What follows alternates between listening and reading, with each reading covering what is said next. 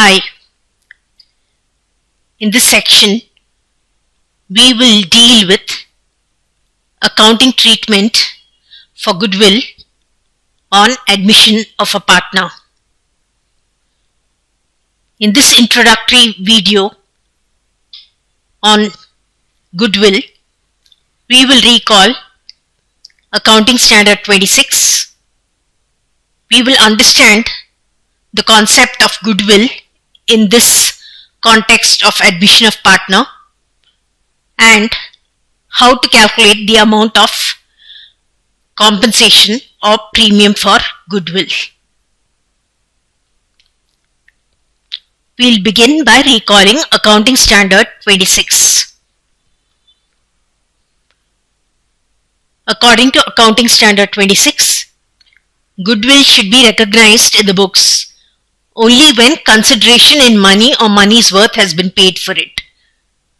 Hence, in the case of change in profit sharing ratio, admission, retirement or death of partner, goodwill is not recognized in the books of the firm because consideration in money or money's worth has not been paid for it. So as we saw in the change in profit sharing ratio amongst the existing partners, so also in the case of admission of partner also, goodwill will not be recorded as an asset in the balance sheet because consideration in money or money's worth has not been paid for it.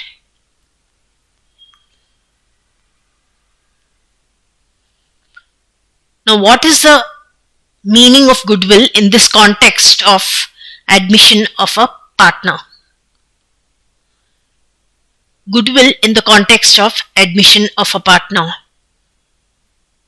In the context of admission of a partner, the incoming partner will have to compensate the existing partners for the share of profits sacrificed by them in favor of such new partner.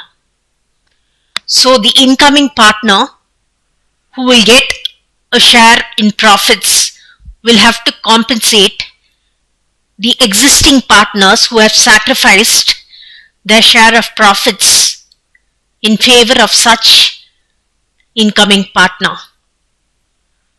This compensation, which is payable by the incoming partner to the sacrificing partner, is referred to as goodwill or premium for goodwill.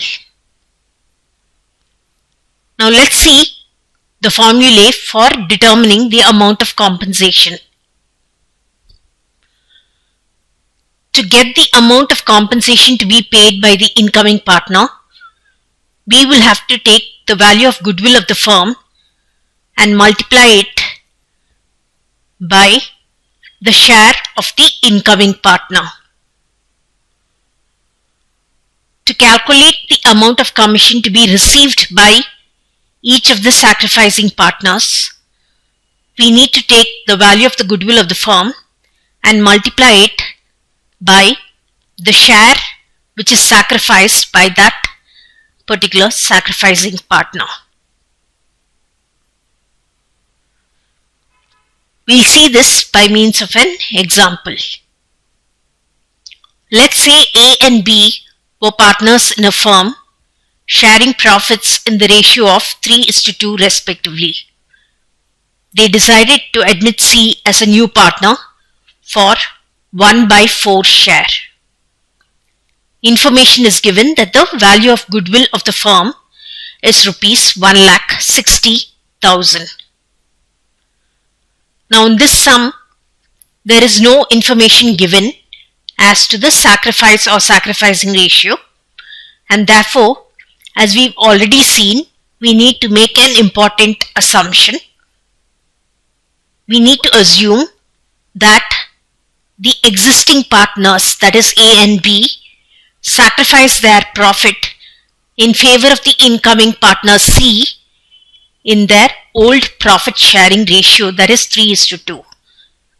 Hence, the sacrificing ratio will be equal to 3:2 between A and B. Now, How do we calculate the sacrifice of each of the partners A and B? We've already seen that sacrifice of the partner is equal to the total sacrifice multiplied by the sacrifice ratio of that partner.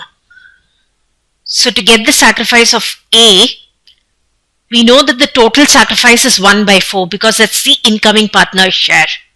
So 1 by 4 into 3 divided by 5, the sacrifice ratio of A, and we get 3 divided by 20 as the sacrifice of A.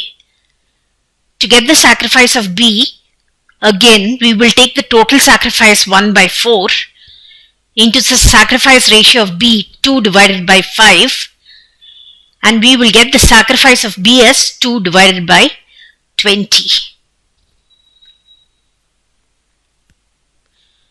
Now, we know that compensation has to be paid by the incoming partner C to A and B.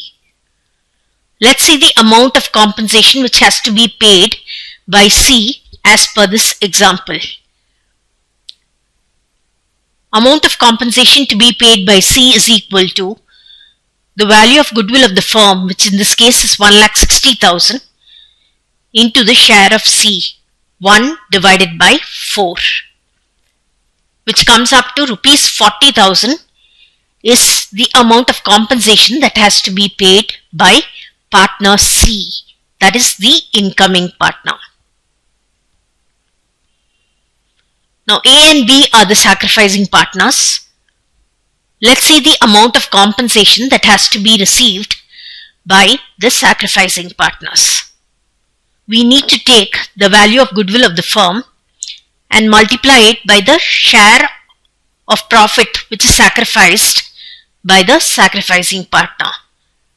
So for A, we get 1,60,000 into 3 divided by 20, which is rupees 24,000.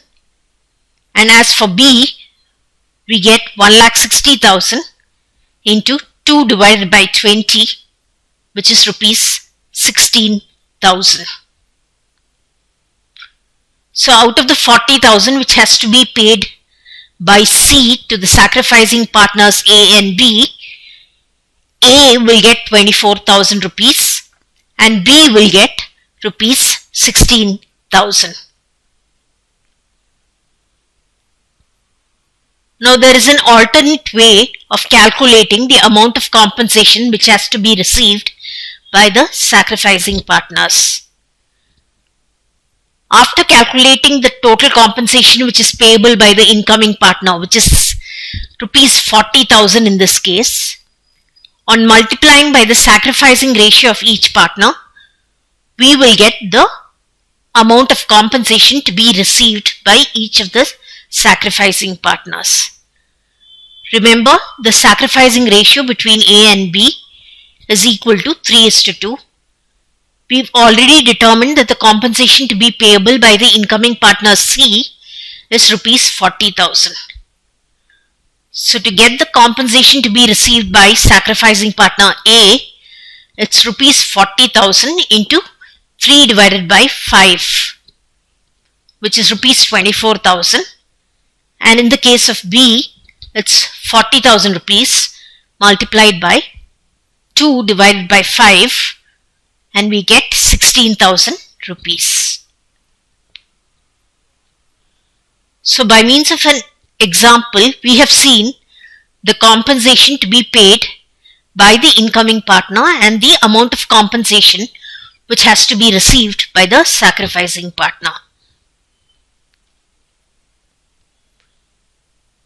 In the upcoming video, we will see the journal entries for treatment of goodwill under various cases in this chapter of admission of a partner.